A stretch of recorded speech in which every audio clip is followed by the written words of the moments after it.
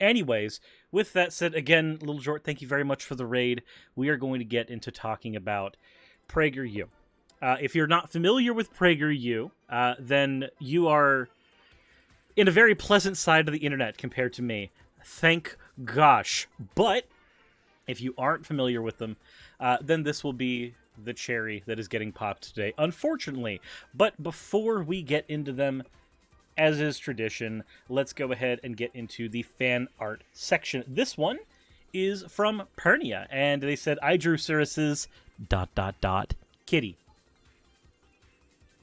And that you did. So for those who don't know, this is a caricature of my cat Gigi, who is a tortoiseshell. So, of course, we have a tortoiseshell here, but also holding Thumper, because our cats get along with our bunny rabbit, somehow.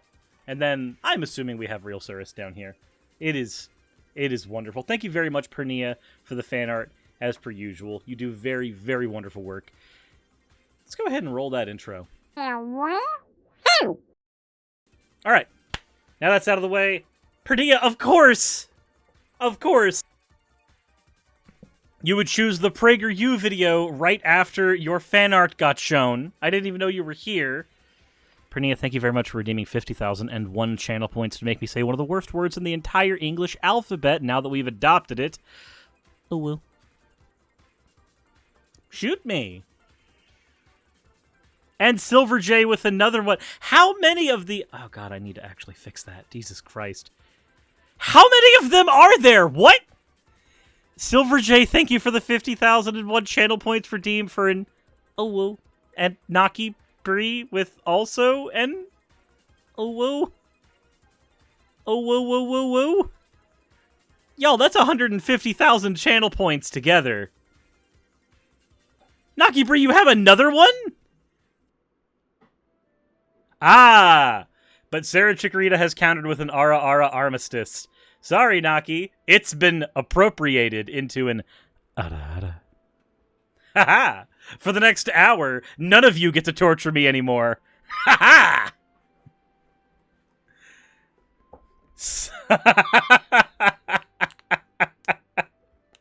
Fine, you did redeem first, Naki. You did redeem first. I didn't put it in as a counter. You get it. Oh, well. There. You get it. You get it. Fox of Faith, thank you very much for redeeming your points for an Ada Ada. Jesus Christ! You fucking degenerates. Let me talk about people I don't like on the internet, please. Anyways, come on, PragerU. Let's fucking go. I'm sure this video would look better on their actual website, but they posted this to Twitter, and that's where I grabbed it. So you guys get cell phone orientation. Let's go. Soup of Vaporeon, thank you for redeeming your points for the Armistice. For the Ada Ada. You fucking monster. Jesus Christ. Hubris is a Greek word that means dangerously overconfident.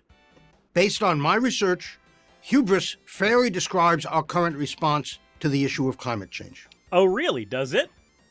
So, hold on. What is your name here? Steve Koonin. Former Undersecretary for Science in the Obama administration. Okay. Let's go ahead and take a look and see what this guy actually does. That would be very important for us to go here. Steve Koonin. What do you do? What do you do? Hawkstaff, Steve Koonin bio. Hold on. Steve Koonin science. You're an American theoretical physicist. Let's go ahead and check out here.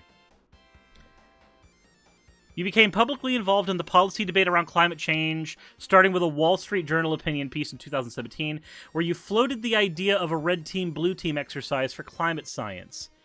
In 2018, the Environmental Protection Agency, under the leadership of Scott Pruitt, proposed a public debate on climate change to refute the 2017 Climate Science Special Report.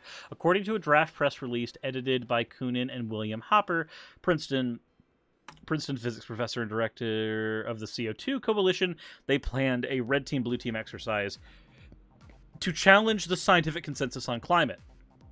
The draft was never released, and the plans were never carried out. In the 2019 Trump administration, he proposed to create a presidential committee on climate security at the National Security Council that would conduct an adversarial review of the scientific consensus on climate change, Coonan was actively involved in recruiting others to be a part of this review. The committee was then scrapped in favor of an initiative not subject to the same level of public disclosure and formal advisory committee. Wait, so does this guy just have a fucking block on his shoulder where climate change is concerned and he keeps on trying and failing to do something about it? Is that what this is? Is that what this is? Because that's what this reads as to me. That's what this reads as to me. Let's see here. In 2021, he published a book called Unsettled: What Climate Science Tells Us, What It Doesn't, and Why It Matters. So you published a book on this, but not a paper? Not like a scientifically reviewed paper. You did a book instead. See, this is one of those things that always kind of gets to me. When we've got one of these jokers who has the ability and is actually, like, actively involved in academia, but they decide to publish a book and sell that instead of publishing scientific literature and having that go up for the scrutiny of peer review. Yeah, that's what I figured as well, because books don't have to be peer reviewed anywhere near the same way. So he can literally say whatever the hell he wants. Like, okay, let's keep going, but now we've poisoned that well a little bit. We know about what we're handling here. We have a guy who apparently is not going to be submitting shit for peer review. Instead is trying to sell books. Let's go. Current response to the issue of climate change. Here's what many people believe. 1. The planet is warming catastrophically because of certain human behaviors. Right. So let's actually go ahead and see the exact amount that is, because I have this pulled up here. So multiple independent instrumental data sets show that our climate system is warming. The 2011 through 2020 decade warmed by 1.09 degrees Celsius compared to the pre-industrial baseline. Surface temperatures are rising by about 0.2 degrees Celsius per decade, with 2020 reaching a temperature of 1.2 degrees Celsius above pre-industrial. Since 1950, the number of cold days and nights has decreased, and the number of warm days and nights has increased. And again, these correlate pretty much one-to-one with our industrial age. But, okay, let's go ahead and pretend like there's not a climate crisis, and let's go ahead and pretend that none of that shit is actually really happening. Zeko says this is literally the same problem with the bell curve book. Books don't need to be peer-reviewed, so you can say any bullshit you want. Yep, pretty much. Okay, look, when you guys are doing research for scientific topics, trust cited, peer-reviewed papers, not fucking books, okay? Please. If those books have proper citations, then read through those citations. 2.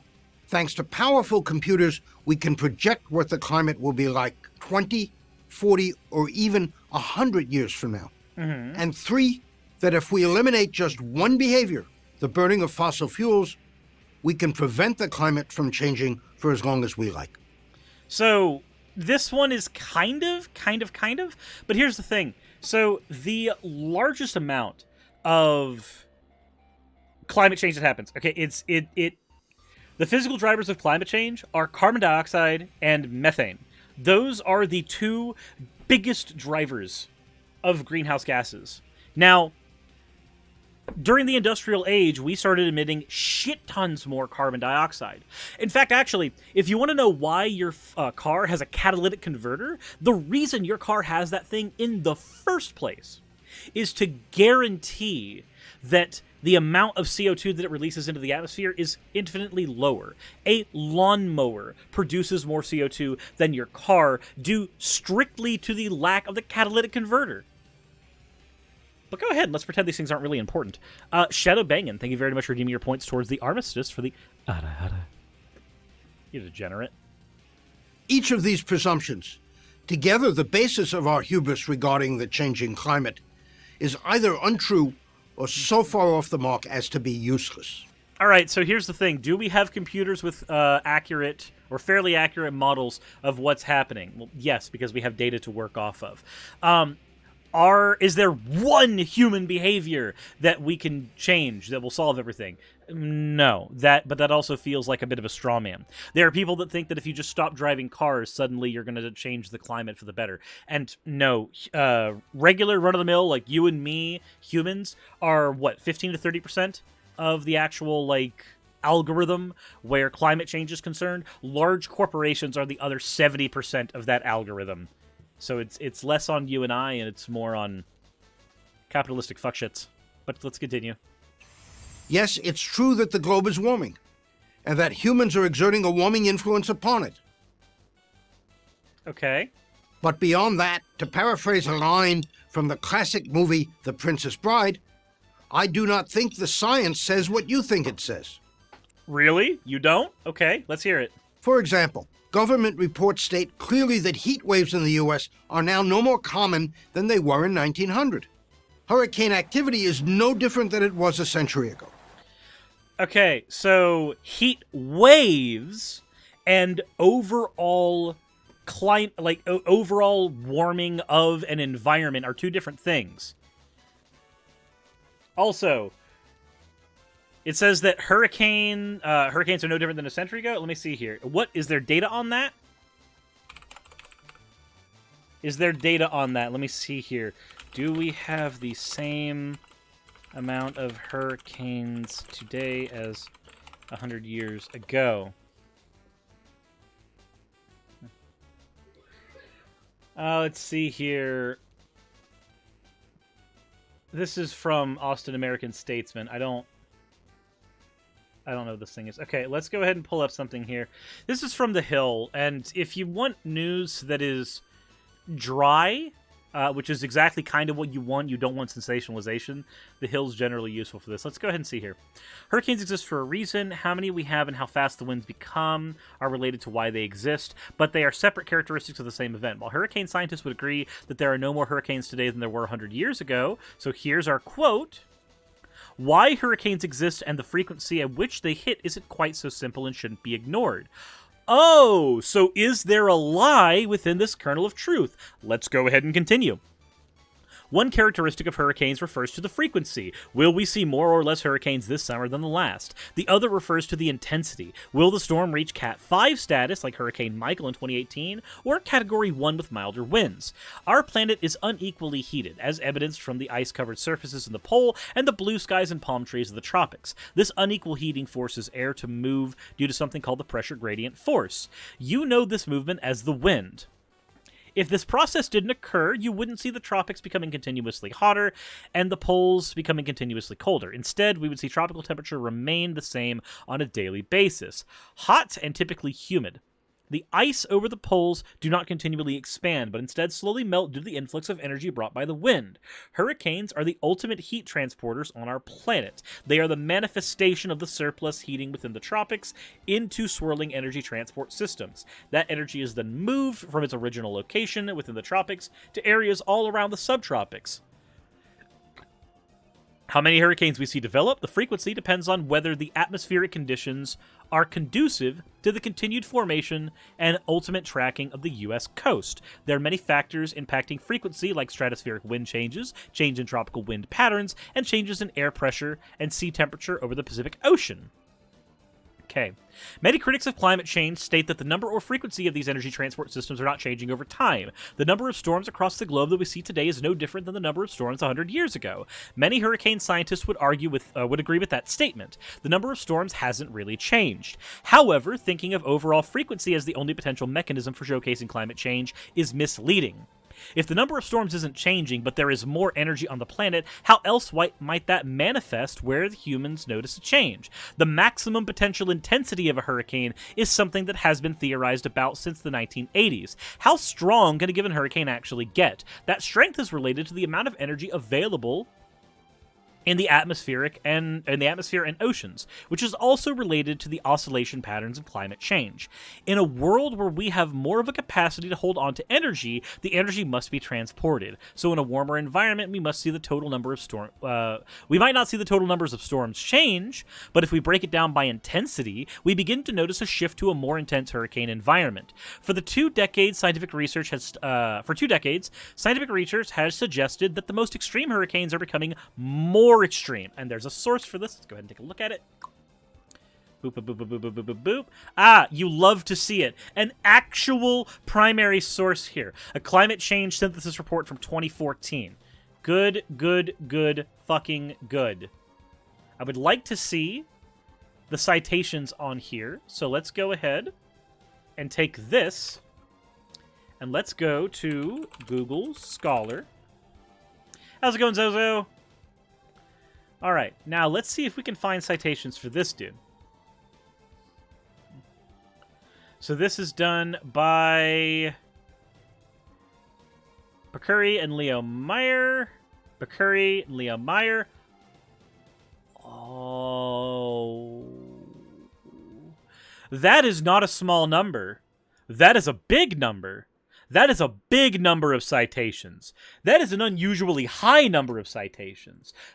So, for the record, if you do just a Google Scholar run for climate change, if you do that, also hi Cooney, if you do that, you see stuff that is generally cited by, 1 or 200, 500, 600. You do have a citation of 4,000 here on this climate change report that I was looking at before we actually looked at this particular article. But yeah, no, those of you who are in scientific fields, please tell me what it means when a paper that is only 7 years old is cited by 5,615 other sources.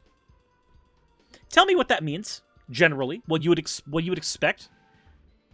Because, as we've gone over in previous videos, when you're doing your research, to me, this is usually my first flag that, oh, look, a source I actually give a shit about. So, now that we know that we're not dealing with shite data here, and it stood up to scrutiny. That's basically what it reads to me. Let's go ahead and continue here. So we know that that report is at the very least not bunk. We're not going to go reading through the report right now. We might do that on another episode. But for time's sake, let's continue. What does this mean? More storms reaching higher categories than they used to. Instead of mostly Category 1 and 2 storms, we now see more Category 3, 4, and 5 storms. In fact, it was modeled that this would happen a decade ago. Oh boy. Got a citation for that one too? Interesting. All right, and science, we have an abstract here. One of the most active questions in the effect of global warming is whether and how it might affect the frequency and strength of hurricanes. Some studies suggested that warming will bring fewer and less energetic hurricanes, while others have claimed we can expect more intense storms. So what's the abstract here? Several recent models suggest that the frequency of Atlantic tropical cyclones could decrease as the climate warms. However, these models are unable to reproduce storms of Category 3 or higher intensity.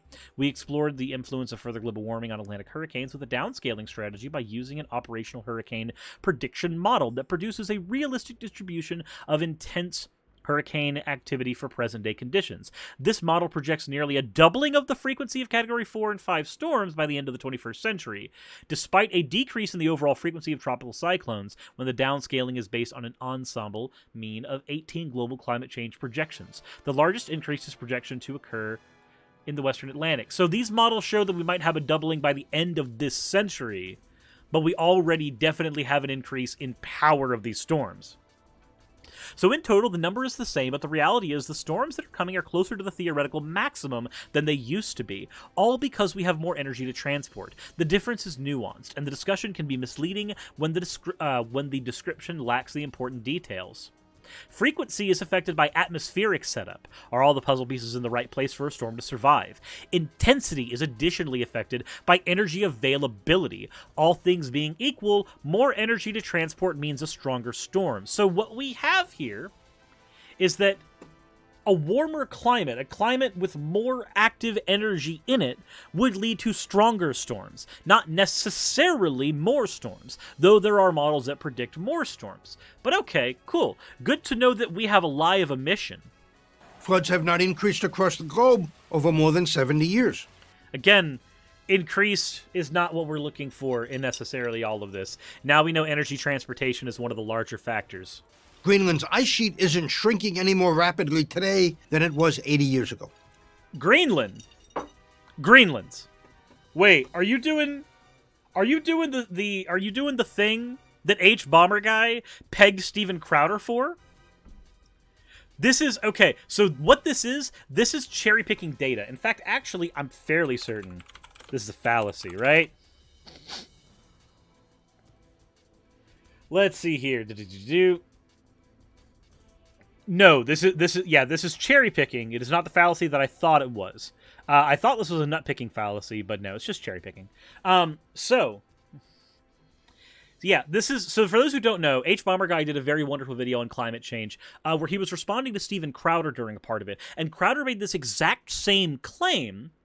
And what we found is that at the poles, the ice sheets are in fact melting, but Greenland specifically wasn't shrinking more rapidly. And at the time that Crowder made his observation, Greenland actually was expanding a little bit. So what we had was a small area of land by comparison to our poles was increasing its ice mass, but a net loss for the planet of ice mass was happening.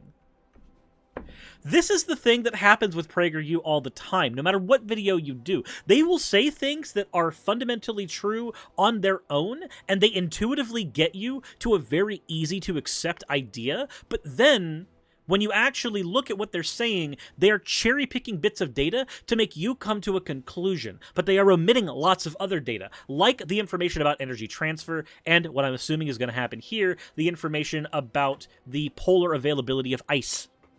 But okay. Why aren't these reassuring facts better known? Because the public gets its climate information almost exclusively from the media. I hate to tell you this, PragerU is the media. And from a media perspective, fear sells.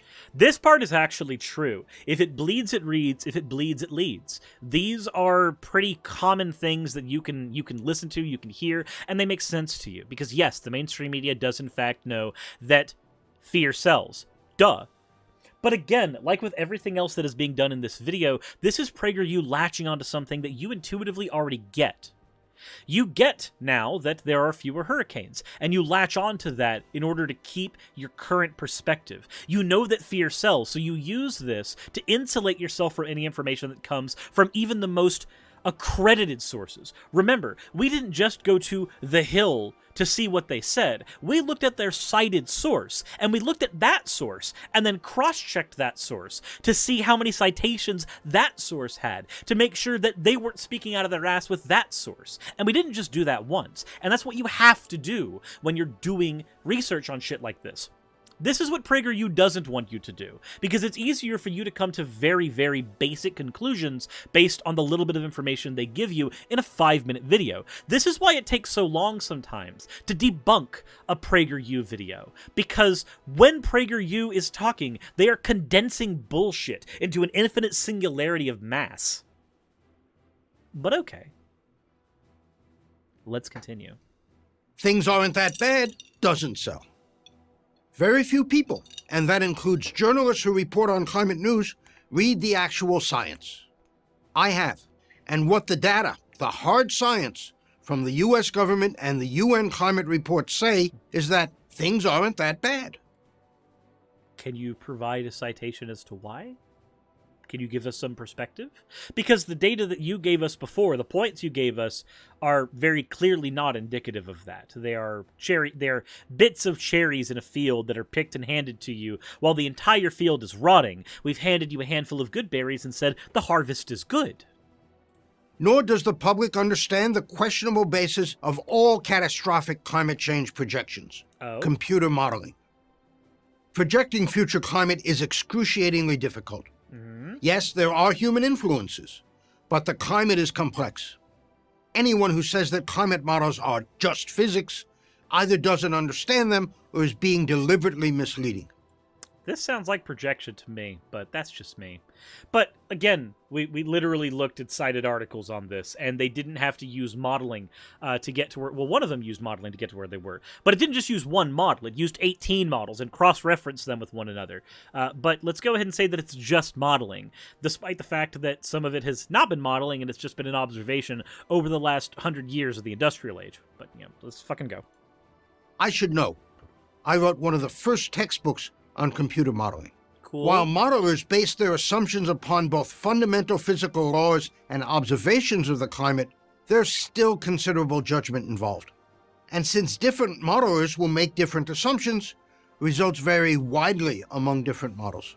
You're not wrong, which is why, when we were looking through this, we actually saw a paper that specifically used multiple models. And in using those multiple models came to its particular point. 18, in fact. Again, I'll pull that back up again, just so we remember that, we did in fact look at that. That is in fact here. Oh boy, look at all those references. Anyway, the point is, yes, each individual model may have problems, may have variance, which is why you take all those models and compound them on one another. Freya points out in the chat, simple thing about climate change, more energy gets to the Earth than is radiated away. Don't care about the details, but the energy in the Earth is increasing. No need for climate or anything. That is already enough. Yep, there you go. Boil it down. Let's just take one simple but significant assumption modelers must make: the impact of clouds on the climate. Natural fluctuations in the height and coverage of clouds have at least as much of an impact on the flows of sunlight and heat as do human influences. But how... Right, but the flow of sunlight and heat is not what we're going for. Clouds are affecting the amount of sunlight and heat that come onto the Earth. We're talking about the energy that we emit out that does not leave our closed local system. These are different things, my guy, and I sincerely hope you understand that. Oh, don't get me wrong. I know you understand that. But I also know that this is a PragerU video, so you're being paid to obfuscate that. That's typically what happens. How can we possibly know global cloud coverage, say, 10, let alone 50 years from now? Obviously, we can't. By averaging out what the global cloud coverage has been for the last 100 years, as you do with most predictive models, but, Can't. But to create a climate model, we have to make assumptions. That's a pretty shaky foundation on which to transform the world's economy.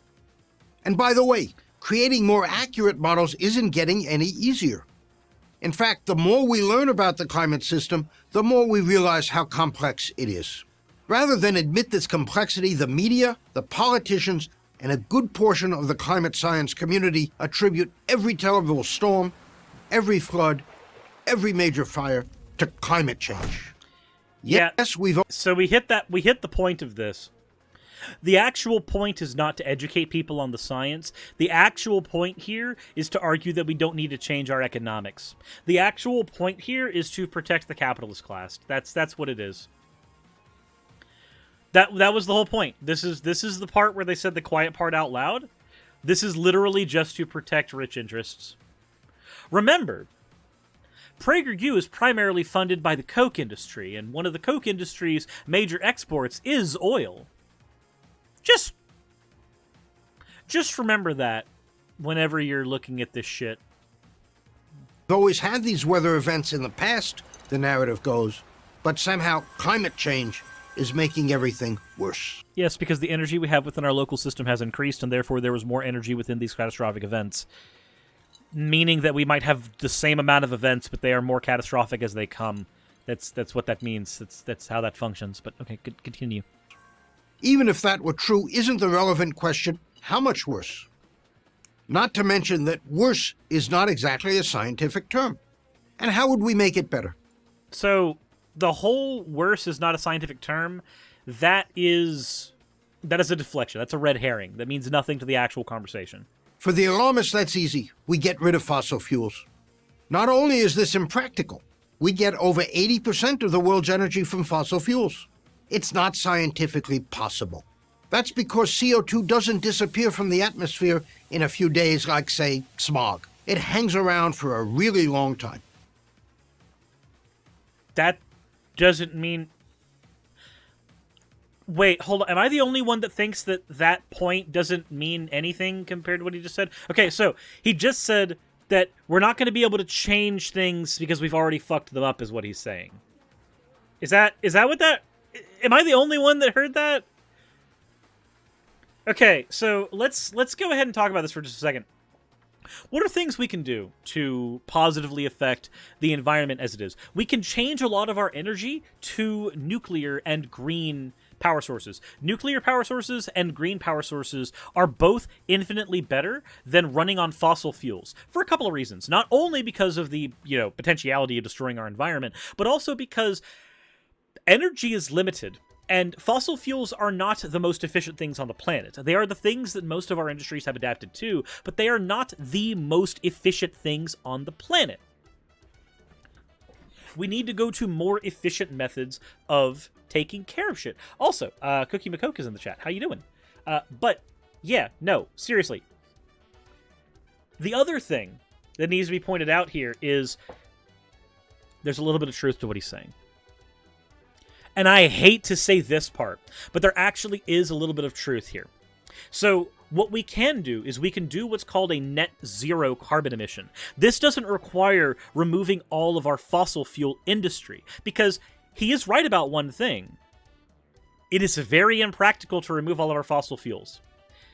Not only because so much of our stuff runs on it right now, we can phase a lot of that out, which is what we're doing, but there are some areas where we haven't solved this problem. One of them is plastics. One of the greater portions of ways that we generate plastics for our industries, especially the medical industry, and I hate to say this, is through fracking.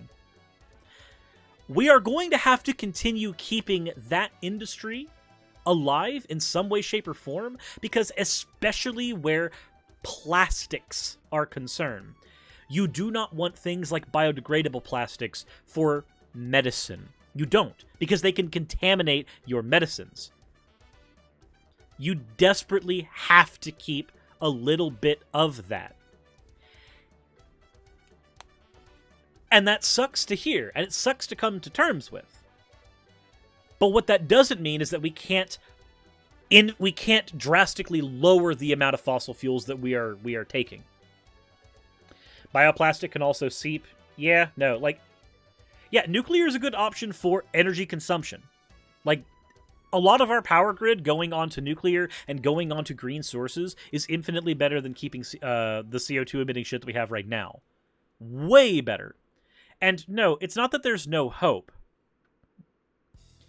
And yeah, the thing about biodegradable plastics is they degrade, so they're not ideal for a lot of things. But we're going to have to find that balance where we can hit a net zero emission. And a net zero emission does not mean eliminating all fossil fuels, which again is impractical. And there are people who try to fight for that impracticality. But I'm here to point out that no, that's not a practical solution. We have to keep a little bit of it. At least enough to keep our plastic industry going. Because again, medicine. But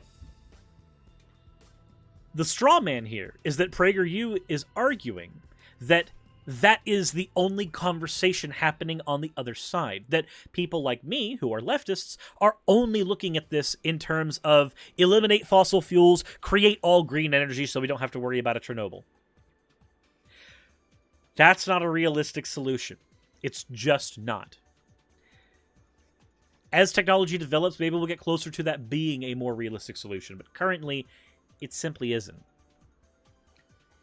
But again, this is what PragerU does. They say something that has a kernel of truth, and then they run with it for 1,000 miles and try to pull you in a different direction. That's what they do. That's what they're good at. It's why we do response videos to them. About 60% of any CO2 that we emit today will remain in the atmosphere 20 years from now. Right. And again, this brings us back to that point that if you happen to be... This is like saying, okay, so I've stuck a knife in you, right? I've stuck it in. You can hear the... So that knife is stuck in you, and you're bleeding. This is like saying that, oh, well, don't push the knife in more. Like, I'm telling you not to push the knife in more. He's saying keep pushing the knife in because the knife's already in. Now, the solution is to keep the knife in until we can remove it safely. Because, of course, many times the knife is actually stopping you from bleeding out. He is saying that the only solution proposed is removal of the knife, which will, of course, bleed you out. You will die when the knife is removed. And he is saying that because you can't remove the knife, the only option is to push it in further. But that's not the only option. Sometimes the option is to leave it there until you can get medical attention. Sometimes the option is to keep the fossil fuel industry that we have to, but eliminate it where we can. But remember, PragerU is funded by the Coke industry, which is one of the #1 exporters of fucking oil. So, why would we have anti-climate change apologia from PragerU? Follow the money sometimes. Sometimes it's a good way to figure that out. Between 30 and 55% will still be there after a century. Mm-hmm. And between 15 and 30% will remain after 1,000 years. Yep. In other words, it takes centuries for the excess carbon dioxide to vanish from the atmosphere. What you've basically said is it's hard, so we shouldn't do it. And also that knife pushing an analogy. And so any partial reduction in carbon dioxide emissions would only slow the increase in human influences, not prevent it, let alone reverse it. So, hold on. If I told you your grandmother was dying, and you told me that, oh, okay, well, what can we do? And I responded, well, she currently has a tumor that is killing her. It will kill her in a year. If we cut out the tumor, then she will survive for at least another 10. Now, if she didn't have the tumor at all, she might live for another 20 years. But we have to get what we can. We have to get what we can. So we're going to cut out the tumor and give her 10 years. We can't give her the full 20 that she would have liked, but we can give her 10. And you go, it doesn't matter. Just let her die. It doesn't matter. Let her die. Extending that life doesn't matter. That's the argument that was just proposed here. How much else is left here? CO2 is not a knob that we can just turn down to fix everything. We don't have that ability. To think that we do is, well, hubris. Wait, hold on. You're saying we don't have the ability to lower the amount of CO2 emissions? We literally do. We literally do. We are the ones who control those industries. Guys, if there were ever a reason to advocate for workplace unions, it would be this one right now. What happens if you have an entire staff of people at a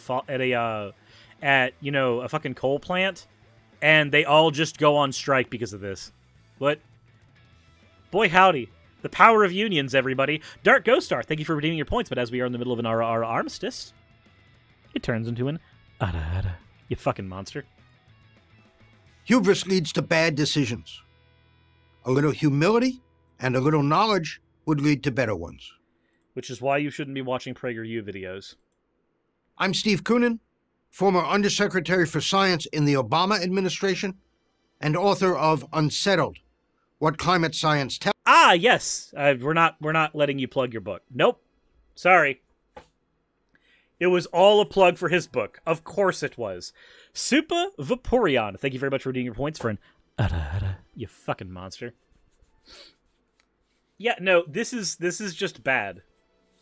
This is just bad. But because they plugged something, we have to plug something too. So, PragerU, Stephen Koonin, might I introduce both you, the person, and you, the organization, to one of my two sponsors, DDLG Playground. They happen to give a lovely, large assortment of things that you can use both with yourself and your partner for fun and for sexy times. If you use coupon code Suris, you'll get 10% off of anything in their store, which means if you enjoyed this content, go ahead and get something to pleasure yourself. You deserve it. If you didn't enjoy this content, get that 10% discount anyway, so you can go get a butt plug and go fuck yourself.